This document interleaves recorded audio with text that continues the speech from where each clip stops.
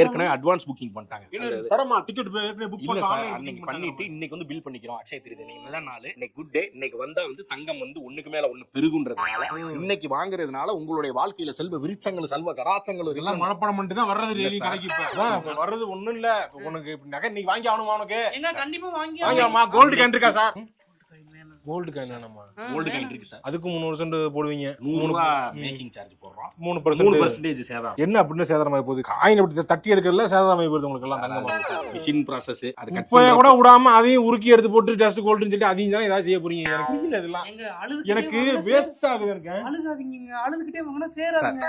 நீங்க கூட்டிட்டு போமா, நீ போய் டிசைன் ஏதாவது சார் பார்த்து இன்னைக்கு வாங்கினாதான் சார் நல்ல நாள்.